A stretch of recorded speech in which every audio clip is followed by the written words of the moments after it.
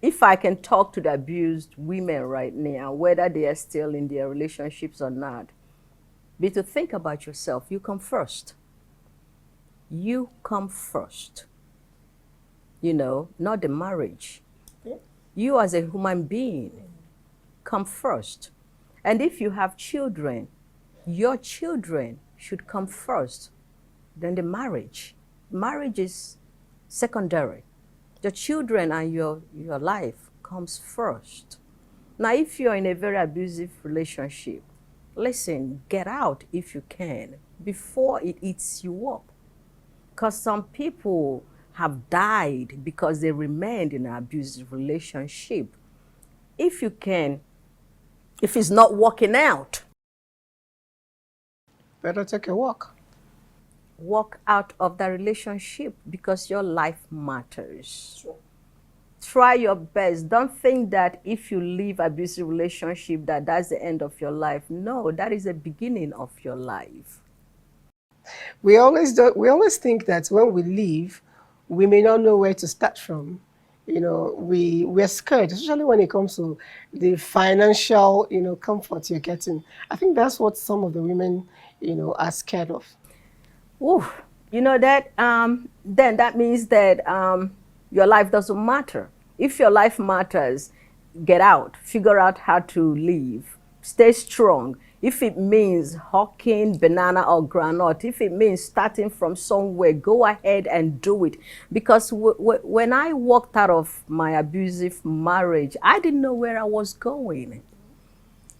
It's just like a bell. And I'm like, I'm out of here.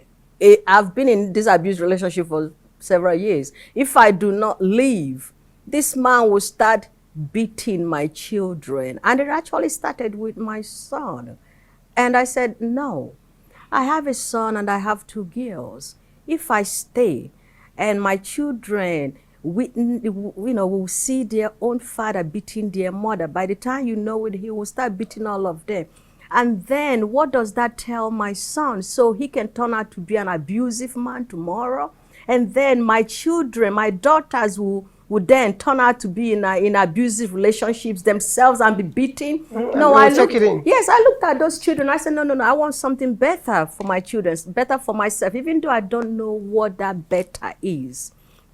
When I left, I had my daughter Chinyere in a stroller. I carried Chioma right here in the baby bag, and I held my son Kirum, my hand, and we pushed the stroller, and that was it. We had no place to go. There was no house. There was no money. There was no food. There was nothing. All I knew is that I was going somewhere.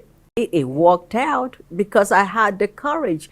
I looked at those 3 children and I said, you 3, you are my life now, and I have to protect you 3. I don't want you to go there. I don't want to cry. I know, and sometimes, sometimes when I think about those days, I do shed tears because you know what? In that relationship, he made me believe that he was my life, and without him, I cannot get far in life. Without him, I cannot eat. Without him, I can survive. He was providing everything, and at that particular time, I kind of believed that. But at one time, I said, you know what? My name is Chitachi. My mother, very strong woman. She took care of her family. What in the world am I doing here?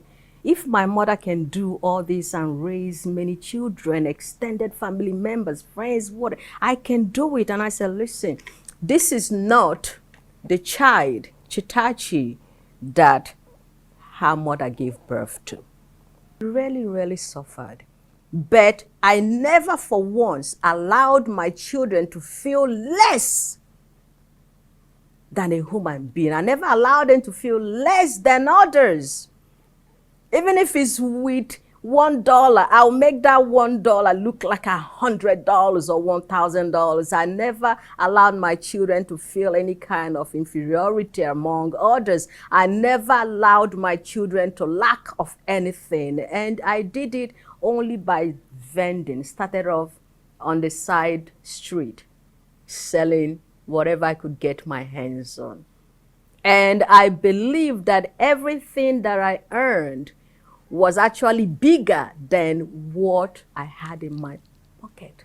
So each time I had $10, I said, yes, I have $1,000,000 in my pocket. And that's how I felt all throughout my life. And I still do the same today, even when I lose money. You see, here in Nigeria, Nigeria is very hard, my dear. It is. I've been scammed Oh, many times over and over because of my good heart. And that's why the people in the diaspora, they don't like coming home, especially those that want to give. But I have been taken advantage of so many times, and I'm still here because I believe that's something good. I believe that I'm doing something good, and I believe that one day something will change.